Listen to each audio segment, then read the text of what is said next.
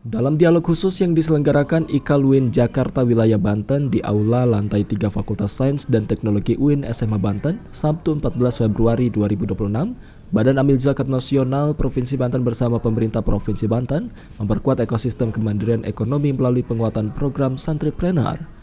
Langkah ini diambil untuk memastikan lulusan pesantren tidak hanya mahir dalam ilmu agama, tetapi memiliki mental kepemimpinan dan kewirausahaan.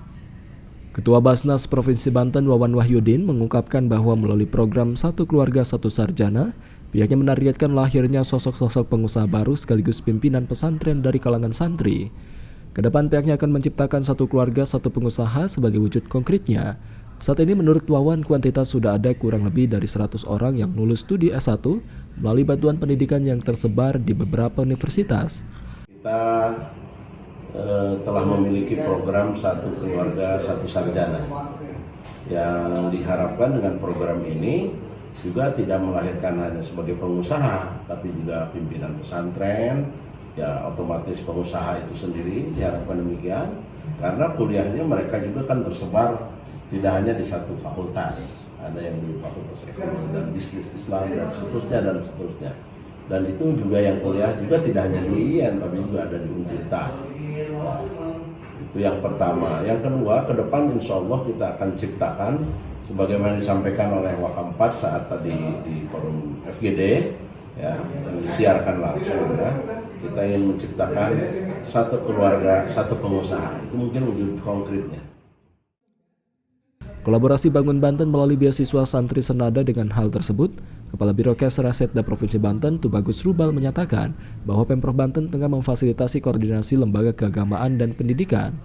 Salah satu langkah strategis yang sedang disiapkan adalah penyusunan peraturan gubernur atau Pergub terkait bantuan pendidikan untuk santri yang sedang menyelesaikan semester akhir.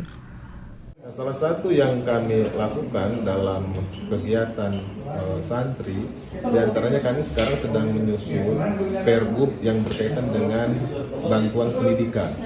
Jadi kami sedang menyusun bantuan pendidikan untuk teman-teman santri yang sedang menyelesaikan tugas akhir. Literasi keuangan dan materi leaderpreneur, penguatan dari sisi kurikulum, kewirausahaan mendapat dukungan penuh dari Ikatan Alumni UIN atau IKAL UIN Jakarta Wilayah Banten. Ketua IKAL UIN Banten Agus Syabarudin menekankan pentingnya materi leaderpreneur dan melek finansial bagi para santri. Menurut Agus, mengingat Banten berada di urutan ketiga secara statistik basis pesantren nasional, potensi ini harus dimaksimalkan dengan program yang aplikatif. Terutama sih kita bikinlah forum-forum literasi, mungkin langsung bisa kerjasama dengan pondok-pondok pesantren, ya program apa yang bisa kita coba kembangkan, bimbingan teknis apa, ya yang nanti utamanya ada materi-materi misalnya tentang leaderpreneur itu seperti apa, bagaimana kurikulumnya misalnya, lalu kemudian kita langsung sesuaikan dengan by project basis gitu ya. Ada proyek apa di pesantren ini yang kira-kira potensial. Dengan kolaborasi lintas sektor, diharapkan santri di Banten mampu menjadi motor penggerak ekonomi desa dan tidak hanya menjadi penonton dalam pembangunan daerah. Dharma Wijaya, jurnalis Banten TV dari Serang, memberitakan.